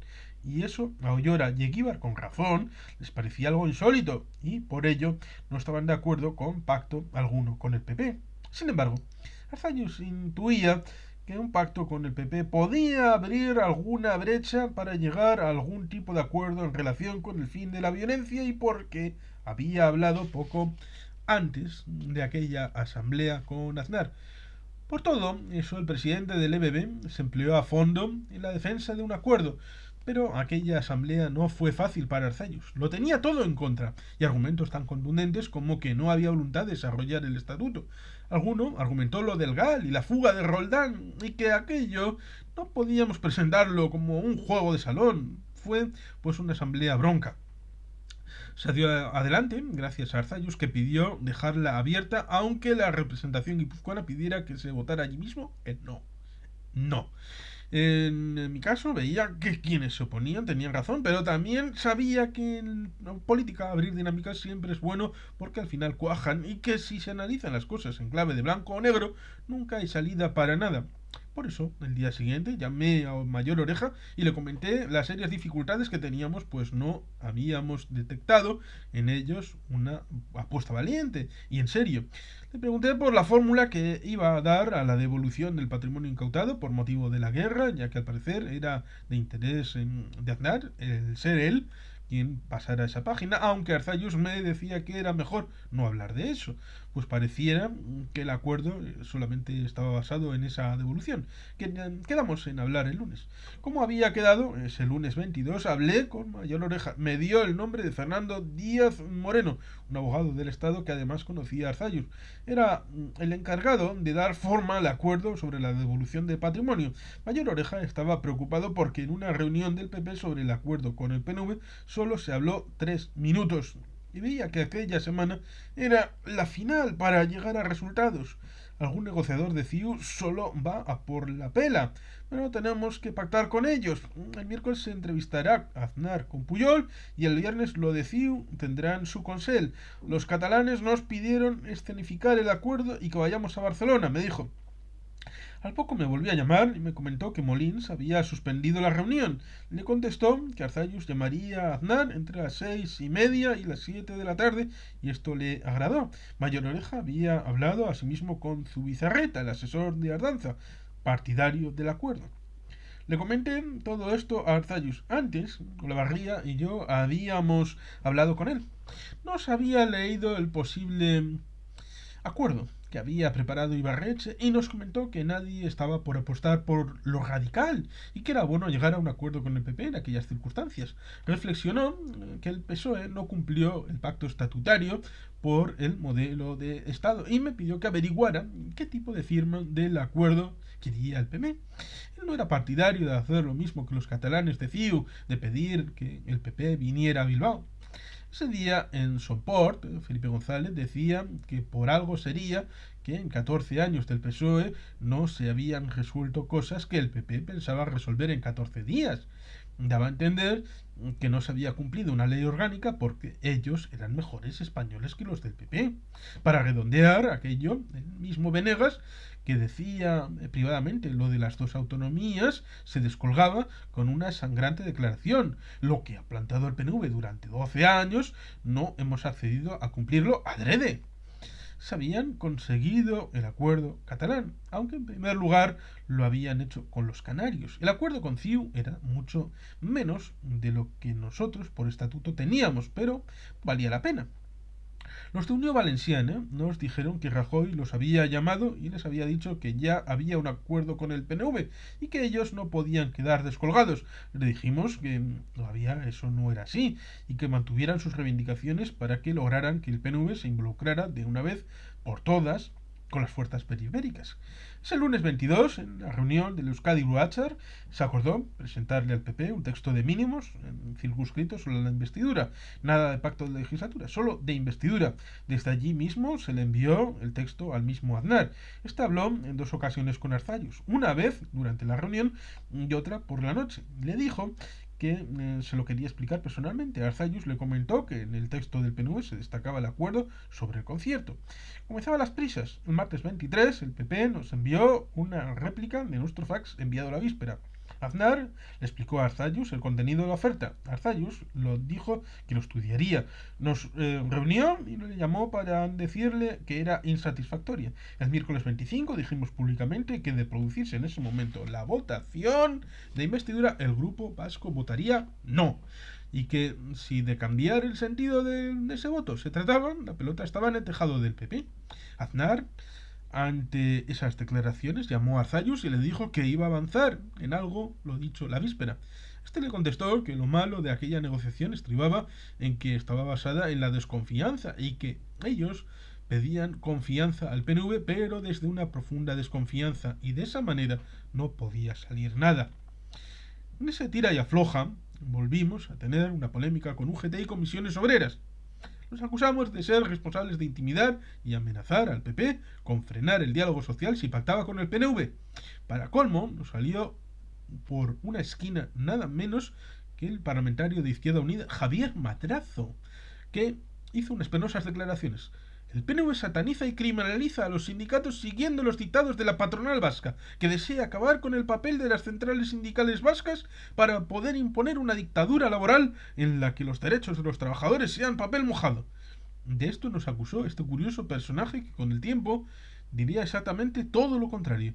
El aguerrido Madrazo aconsejaba a la derecha nacionalista que para apoyar a la patronal, al gran capital, no necesita entrar en polémicas con los sindicatos. Con la política económica que ha desarrollado en la comunidad autónoma vasca, le basta. Nada que ver con el madrazo de entonces, con el actual madrazo, aunque aquel madrazo hizo mucho daño con aquellas declaraciones. Iu, de la que era secretario general en Euskadi y que había votado en el Parlamento Vasco el informe sobre las prioridades a la hora de negociar las transferencias, parecía feliz porque los sindicatos, comisiones obreras y UGT hubieran impedido entrar siquiera en negociar con el PP la seguridad social, el INEM, Fogasa y la formación profesional ocupacional. Y era rarísimo aquel discurso tan obsequioso cuando él mismo había tratado en una asamblea de introducir en los estatutos de EU el reconocimiento del derecho de autodeterminación. Pero aquel madrazo era el mismo que aplaudía que se amenazara con huelgas y con el chantaje de no facilitar ni posibilitar el diálogo social, gobiernos, sindicatos, y el PP hablaba con el PNV del cumplimiento de una ley orgánica refrendada por el pueblo, como era el Estatuto de Guernica. En aquel momento Madrazo prefirió a Méndez y a Gutiérrez que a un estatuto al que había metido en un ataúd. Sus presiones decentes impidieron que el PP hiciera una buena transferencia que se hubiera logrado con un mínimo de visión de la jugada, habiendo permitido que se hubiera podido organizar una magnífica formación profesional ocupacional, elemento clave para adaptar las demandas de una sociedad tan cambiante. Y todo aquel debate se producía en una semana en la que se informaba de que nada más que 7.000 familias vizcaínas recibirían ese año ayudas de emergencia social, iniciativa impulsada por el PNV en una comunidad como la vasca, en la que sanidad y educación superaba la media del resto de comunidades. Esa misma semana se informaba asimismo que eran los trabajadores vascos los que tenían más salarios más altos y que las devoluciones de IRPF se hacían en Euskadi en 24 horas frente a los 7 meses de las comunidades restantes. Sonaba pues muy mezquina aquella postura sindical española que prefería seguir con sus burocratizadas y dudosas políticas de force que permitir que se pudiera demostrar con hechos que todo aquello que podía hacer 1000 veces mejor, de manera más eficaz, de forma más barata y sin patrocinio alguno, la administración vasca. Hoy es el día en el que nadie se atreve a hincarle el diente a tan importante asunto, objeto de muy dudosa financiación de sindicatos y patronal en España. El miércoles 24 fui invitado al programa de televisión española Los Desayunos. Me preguntaron por el voto y dije que en ese momento votaríamos no y culpamos a los sindicatos. Se organizó un buen follón. Aznar llamó a Arzallus. El asunto quedó abierto, pero en ese momento primaba el no. No era de recibo que una presión sindical impudiera un acuerdo que se basaba en el cumplimiento de una ley. Mayor Oreja me llamó y me dijo que habíamos empezado la negociación en cabeza y acabamos en la cola. Le dije que la responsabilidad era de ellos por no tener coraje de enfrentarse a comisiones obreras y a UGT. Ellos eran el centro derecha, pero Oreja era persistente, quería el acuerdo y me anunció una nueva redacción. Había hablado con el asesor de Ardanza, Zubizarreta, y buscaban alguna fórmula. Nos reunimos, el Endacari Ardanza, el viceendacari Barreche, Arzallus, Eguíbar y yo. Llegamos a la conclusión de que no había nada que hacer. El PP prefería a los sindicatos que al PNV. Me tocó ir al informativo de ETV. Empezamos a preparar el terreno para el no. Almorcé con Jesús González Mateo de Europa Press. Habían hablado con Molins. Sois distintos. Ellos tienen una delegación en Madrid y vosotros en Bruselas. Ellos quieren puestos y vosotros queréis el piñón fijo del estatuto. Me comentó. Ellos determinan si gobierna el PP o el PSOE. Por eso somos distintos, pero yo te aseguro que nosotros con esa fuerza conseguiríamos sacar el Estatuto de Guernica, le contesté. Me comentó que Álvarez Cascos decía que era partidario de un acuerdo de legislatura o nada, porque de lo contrario, un sí a la investidura salía demasiado caro. El PP resumidamente quería el PER, el TVE y la Moncloa. Al PP no le gustaba que le propusiéramos a Olavarría para el Consejo General del Poder Judicial y a Ibarretxe no le tenían demasiada simpatía porque en la negociación sabía mucho más que ellos. Le comenté que Molins me había dicho una cosa interesante y bastante esclarecedora del ritmo de aquella negociación. CiU no deseaba que el PNV llegara a ningún acuerdo con el PP antes que ellos, porque los dejaba en evidencia y les hacíamos una gran faena. En el fondo, todos negocian igual, el PSOE y el PP. Cada cual iba a lo suyo, y una vez más iban a dejar pasar el tren del PNV por pura mezquindad, estirando malamente la negociación y haciendo más caso a los sindicatos que a la ley. El jueves 25, hartos de aquella negociación, convocamos una rueda de prensa, la di con Arzallus y Olavarría, para replicar a los sindicatos UGT y comisiones obreras y anunciar el bloqueo de la situación. Aquello encendió las luces rojas del despacho de Mayor Oreja, que se dedicó a llamar a diversos dirigentes del PNV para buscar una solución. De ahí que propiciáramos una reunión en Madrid de Ibarretxe con Mayor Oreja, donde hablaron de una nueva redacción de la propuesta. Ibarretxe asimismo participó en un programa de televisión sobre financiación autonómica. La pelota estaba ya en el punto de penalti. La reunión entre Ibarretxe y Mayor Oreja había durado hasta las 2 de la madrugada. A la vuelta, Ibarretxe preparó varias fórmulas de acuerdos. Se las remitió al Endacari Ardanza, quien nos las remitió ese viernes al EBB, que estaba reunido, ya que el lunes siguiente era San Prudencio. En el EBB el clima era de total rechazo a cualquier tipo de acuerdo con el PP. Se decía que de seguir así íbamos a pasar una situación mendicante. Arzallus recondujo la situación leyendo la nota de Ibarretxe que fue aprobada. La envió a Ardanza y a Ibarretxe, que estaba en Madrid. La nota era sustancialmente la misma que la enviada el lunes 22, aunque se habían cambiado algunas cuestiones. Fue Arzallus el más partidario del pacto. De no haber sido por él, en aquella reunión habría salido un no como una casa. El fin de semana se produjeron decenas de llamadas de tal forma que el camino estaba ya muy trillado cuando el lunes 29 se reunieron en el restaurante El Landa el vicelendakari Ibarretxe y Jaime Mayor Oreja. Entre los dos llegaron al acuerdo definitivo y por fin se anunció que el PNV apoyaría la investidura de José María Aznar como presidente del gobierno español. Actualización del concierto económico, apoyo a la formación continua y devolución del patrimonio incautado con motivo de la guerra eran el meollo del sí. Junto a esto, se decía que a medida que fuera transcurriendo la legislatura, se procedería al desarrollo estatutario con el criterio que todos los grupos del Parlamento Vasco habían decidido a la hora de cumplir el estatuto. Era un buen texto para un solo sí. Habría un camino que estaba en la mano del PP y nosotros obraríamos en consecuencia. Ibarretxe de allí se fue de vacaciones con su familia a París. Tras el acuerdo, me llamó Mayor Oreja. Estaba feliz. Quería que viniera todo el PP a Bilbao para, como habían hecho con los catalanes. Le dije que preferíamos ir nosotros a Madrid. ¿En qué hotel?, me preguntó. No. En vuestra sede, le dije. No se lo terminaba de creer porque toda la obsesión de CIU había consistido en que el PP fuera a Barcelona poco menos que a inclinar la cerviz. Sin embargo, el Montaraz PNV lo quería hacer nada menos que en la sede del PP. Yo, por ir a la sede del PP, no voy a dejar de ser nacionalista vasco. No tengo complejo alguno, le contesté. La mano en la carpeta verde. El martes 30 de abril salimos Arzallus y yo hacia Madrid, rumbo a la sede del PP, Génova 13. La expectación era inusitada. Subimos al despacho de Aznar. Allí estaba Conrato, Rajoy y Mayor Oreja. Hablamos del acuerdo y de sus partes. Había una cláusula secreta a petición de Aznar. Habíamos llegado al acuerdo sobre el segundo operador de telefonía, Euskaltel, y el PP no quería que esto se supiera porque CIU les iba a pedir a ellos lo mismo. Y ahí estaba. Pero Arzallus quería que Aznar firmara el documento. Este le preguntó si no se fiaba de él. Sí, pero me fío más si me lo firmas, le contestó Arzallus. Pero bueno, vosotros no habláis siempre de la palabra de Vasco. Y diciendo esto puso su mano sobre la carpetilla verde. Con este gesto daba por firmado el documento. En aquel séptimo piso, los dirigentes del PP nos comentaron lo complicado de nuestra organización, los mítines de los fines de semana, la labor diaria. Ellos nos decían que por haber tenido un partido con listas abiertas casi se quedan sin organización en 1986. Es terrible cuando la gente hace propaganda en la prensa para lograr un cambio interno.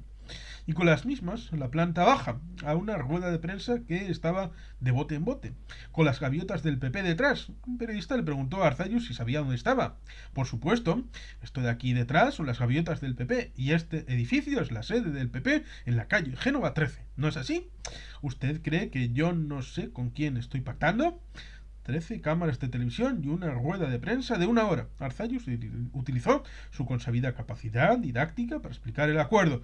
Dijo que había tenido un especial interés en que se hiciera público. Al final, el PP accedió. No hay nada mejor que la transparencia. Que la gente lo sepa por si alguien lo incumple. Al no haber firma, la prensa actuaría como boletín oficial del Estado. Contestó asimismo en euskera. Seguramente sería aquella la primera vez y quizá la única en que aquella sala resonara de euskera. La imagen era increíble y o impensable. Los dos en la sede del PP. Arzallus hablando en euskera de acuerdos con Aznar en su propia casa. Impactante e insólito. Subimos de nuevo al despacho de Aznar. Firmaba cartas. Nos enseñó la sede. Es todo un edificio. Aunque es mucho mejor Sabinechea. Seguro que cuando veas a Sabinechea y degustes nuestras exquisiteces, le dijo Arzallus a Aznar, te gustará más el nuestro y comenzarás a entender un poco mejor el PNV. Aznar le pidió que le acompañara en su coche al restaurante Jockey. Estuvo muy afectuoso. Comprobé el peso de las puertas de un coche blindado. En uno de los comedores privados comenzamos con una merienda que se convirtió en cena. Aznar, Rajoy, Rato y Mayor Oreja por un lado, Arzallus y yo por el otro. Arzallus, cuando quiere estar encantador, lo está, y aquella noche estuvo especialmente agradable y simpático. Les contó su viaje a Praga hacía 25 años con su mujer. Les narró las excelencias del chacolí que cultivaba. Les habló de la negociación y de gentes varias del PP. El vino que tomamos fue pesquera. Como concesión, un hombre un tanto parco como Aznar nos dijo que aquel lunes había dormido muy bien. No se lograban todos los días un acuerdo entre el PP y el PNV. Brindamos. Fijé un rato. Lo hizo con una copa vacía. Arzallus le dijo que eso no debería ser ningún presagio. Y a las 11 a casa. Si a la investidura, los días 3 y 4 de mayo de aquel año 1996, se celebró en el Congreso el debate de investidura. Me tocó la investidura en nombre de mi grupo, los escaños González Echavarri, Emilio Lavarría, Margarita Uría y John Zavallia. Cuando Lavarría pasó al Consejo General del Poder Judicial, fue sustituido por María Jesús Aguirre y al año por Carlos Caballero. Fue muy llamativo el eco del acuerdo que encontramos en la calle. Telegramas, enhorabuenas, palmadas. La gente veía bien el pacto. Quizá también había mucha gente que rechazara el acuerdo, pero en general el pacto fue muy bien recibido. Había que reconocer que Mayor Oreja y Aznar quisieron el acuerdo y al final lo lograron. También es preciso constatar la intolerable presión sindical que de no haber existido nos hubiera permitido un mejor acuerdo, pero tanto los sindicatos como los socialistas seguían tercamente aferrados a dogmas propias del nacionalismo español más rancio. Los del PSOE andaban en el hemiciclo con cara larga. Sin embargo, mantenían el acuerdo de gobierno en Euskadi con Ardanza en el Ejecutivo Vasco.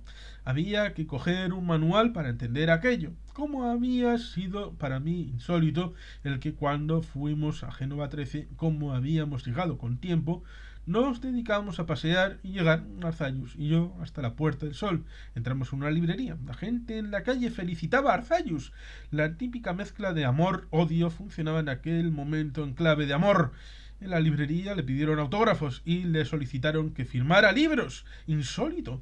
Aznar en su investidura hizo un discurso de centro reformista, típico de Unión de Centro Democrático, lo más alejado de la derecha que podía esperarse. Anunció la eliminación de los gobernadores civiles y del servicio militar obligatorio, modificaría la ley de costas y la de puertos, devolvería el patrimonio incautado con motivo de la guerra, actualizaría el concierto económico, plantearía el diálogo como método de trabajo y desarrollaría y completaría el Estatuto de Gernika. Nos restregamos los ojos, aquello parecía que iba en serio. Votamos que sí. La apertura por parte de los reyes fue el 8 de mayo. Tras los discursos, el almuerzo oficial, previamente la recepción, Aznar se nos acercó a González de Chávarri y a mí.